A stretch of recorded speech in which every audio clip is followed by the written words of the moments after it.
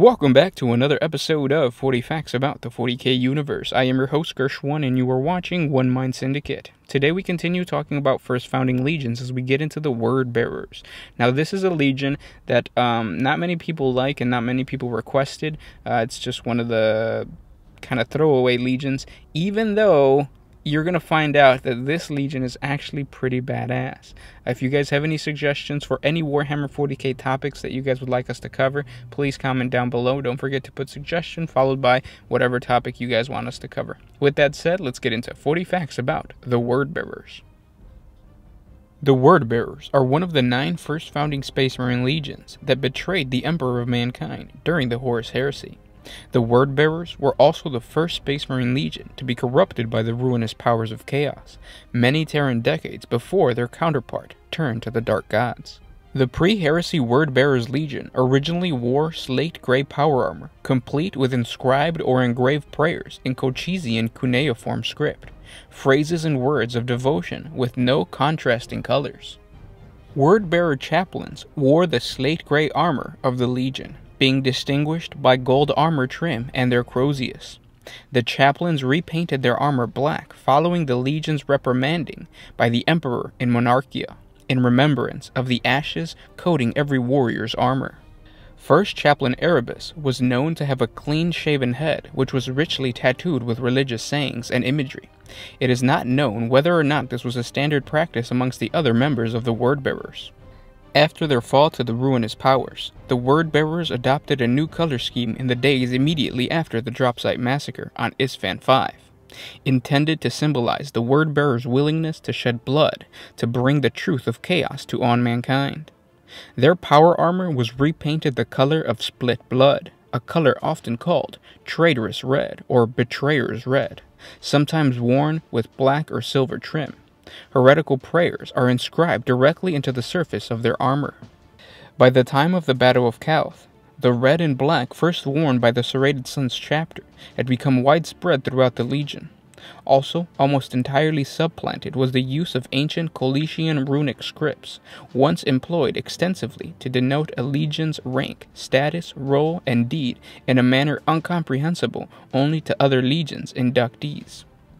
The runes came to be replaced with distinctive geometrical patterns, readable only by those steeped in the mysteries revealed to them by Lorgar in the aftermath of their journey into the Great Eye. The titles and iconography of the chapter into which Lorgar first subdivided the 12th Legion were derived from the constellation seen in the night sky of his homeworld. As the Word Bearers descended into treachery and corruption, newly founded chapters drew their titles and symbols from other, less visible and far darker sources. The insignia of the pre-heresy Word Bearers Legion was an open book surmounted by a burning flame of truth, which was prominently displayed on the left shoulder plate. Following their corruption by the ruinous powers, the Word Bearers adopted a new iconography, the Lateros Sacrum, the chaotic symbol that represented the Word Bearers Legion. It was a stylized representation of a roaring horned demon's head wreathed in flame, which represented all the legion stood for, and all they believed in, and of course, all they were willing to kill for. From its early days, the 12 stood apart from its brother legions in its Astartes duty and outlook. While the Legionis Astartes fought with utter devotion, the warriors of the 12th Legion carried with them an air of zealotry. Recruited from the sons of exterminated foes of the Emperor, they were trained and raised to know the crimes of their forebearers and the price of forgiveness. While others went to war with righteousness, the 12 fought with a cold fury that only the condemned and redeemed can know. Dour and mirthless, few of them formed the bonds with other legions that were common during those early days. For them there was no joy in battle, nor glory in conquest. All that mattered was their duty to be done. While others might acknowledge and even respect their foes, the 12 saw no virtue in defiance. Only once a foe was broken and bowed in repentance could they be accepted as deserving anything but ruin. While the other Space Marine legions acquired names later in their history to accompany their initial numerical designation, the 12th Legion were named the Imperial Heralds at their founding. Where enemies stood against the Emperor because of their belief in God or the superstition bred by the Old Knight, It would fall to the 12th Legion to deliver the Emperor's ultimatum: recant or be destroyed. To the fortress of demagogues and the enclaves of cults, a lone warrior of the 12th Legion would come. Clad in black armor, his face hidden by a skull helm, and bearing the eagle-winged mace, the herald would speak of the truth offered by the Emperor and the futility of resistance. These bearers of the word and death were chosen from those who had shown supreme devotion of the imperial truth. Such a mantle, once bestowed, was never removed. Some, on seeing such a warrior, would surrender and renounce their false beliefs. Others would refuse. Many heralds would die at the hands of defiant enemies, pulled down by human hands after slaying hundreds. But always after the black-clad herald, the gray warriors would come with fire and thunder of change.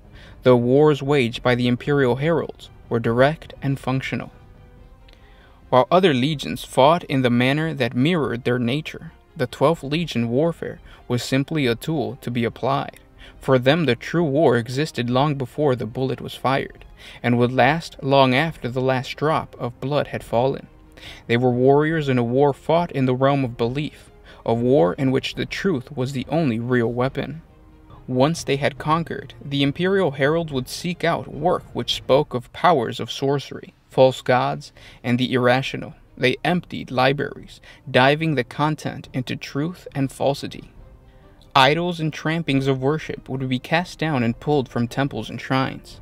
Those who had preserved the poison of false belief would be dragged to the pyre, made of heaps of books and carved statues.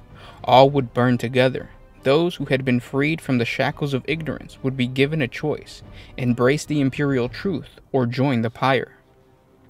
Finally, the great buildings which had sheltered the lies of the past would be pulled down and reduced to dust. Only then would most of the superhuman warriors depart, leaving the saved population to their newly illuminated lives. It was a pattern they repeated across ancient Terra in the last days of the Unification Wars, earning themselves a second name. Few spoke of the 12th Legion as the Imperial Heralds. To their brother legions and the people of the newborn Imperium, they were the Ironclasts. The gene seed of the word-bearers was originally thought to be pure, but events subsequent to the Horus Heresy revealed the weakness inherited in their genetic makeup. The Space Marines of the word-bearers displayed a marked tendency toward dogged, unquestioning belief and stubbornness that verged on insanity during the Great Crusade. Since the end of the Horus Heresy, their gene seed has been corrupted and mutated beyond any hope of redemption by constant exposure to the energies of the warp, and the word-bearers' original negative personality traits have been magnified to hideous proportions. The word-bearers do not display a particular tendency toward mutation, though those who are gifted with such blessings of chaos are much favored amongst their host. The word-bearers followed much of the structure of the Legion of Astartes during their earliest incarnation. Warriors belonged to squads, squads to companies, and companies to chapters. Their functional structure remained largely unchanged from when the Legion was the Imperial Heralds until their own treachery on Isstvan V. The rediscovery of their Primarch and the influx of recruits from the Primarch's home world did little to change the Legion's basic structure. Rather, it added layers of organization. The second layer of organization was concerned not with the makeup of units on the battlefield, but with the ideology of those units. The word-bearers employed all squad configurations seen across the Space Marine legions, with a tendency toward keeping the size of all units high. Squads of 20 were common across all companies and chapters, and typically took a tactical configuration. These squads formed the core of the 12th Legion and the keystone of its philosophy of war, the aggressive advance of warriors in force. The word-bearers had a tendency to dedicate companies to a particular combat specialty, designating companies as assault companies, line breaker companies, reconnaissance companies, and so on. These companies would often deploy in combination, again showing the word-bearers' favor for amassed force and sledgehammer actions. Companies were grouped together into chapters of between 500 and 3,000 warriors. Each chapter bore a name and sigil based on the constellations found on Lorgar's home planet: the Serrated Suns, the Osseous Throne, the Crescent Moon, the weeping hand, the coiled lash, the exalted gate, the twisting rune, the Skuld's bride, the knight's chalice, each were found within the legion's ranks. These large formations were often the building blocks for the Wordbearers' campaigns. Most Wordbearer Great Crusade expeditionary fleets consisted of at least one full chapter, and the largest might be comprised of several. Although their methods of war were often workmanlike in application, the Wordbearers always displayed a taste for the symbolic act. War was not just a process, it was a message, and so the Wordbearers would often include notes of spectacular in their campaigns to make a point. A number of unique formations in their order of battle echoed this tendency. It is worth noting that throughout their history, the 12th Legion made extensive use of bonded mortal auxiliaries comprised of religious fanatics, the precursor to the present era Fraterus Militia. In the days when the Unification War was blurring into the Great Crusade, the 12th Legion would often recruit bands of militant followers from those they had conquered. This practice continued throughout the Great Crusade, and these formations were often as much mobs as they were military formations. But again, their presence in many campaigns added the 12th Legion's ability to apply overwhelming force to an enemy.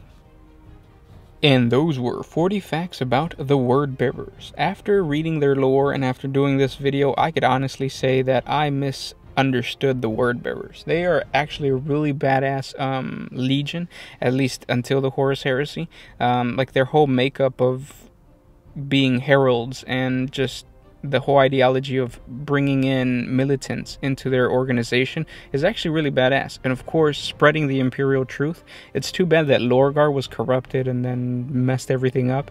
But if Lorgar would have not been corrupted, I think this legion would have been probably my favorite. Which is funny to say because up until now, I never paid attention to the Wordbearers. And of course, the Wordbearers is not a very popular chapter, and not many people requested this video. But it's very interesting for me to find out that I like these guys. And of course, guys, there's going to be a part 2, so don't forget to subscribe to the channel to get part 2. If you're already a subscriber, click the little notification button. It's the little bell icon right next to subscribe that tells YouTube that you want more Warhammer 40k content from us. And it also leads an Imperial cultist into the Imperial truth, which technically is heresy nowadays. But anyways, my question for you guys today is, do you think that the Horus Heresy is the fault of Horus or it's the fault of Lorgar? Comment down below. I'll talk to you guys in the comments down below. And don't forget to like, comment, and subscribe. And share this with your friends on Twitter, Facebook. It really helps out the channel if you do that. And I'll catch you tomorrow. This was Gersh1 with One Mind Syndicate, signing out.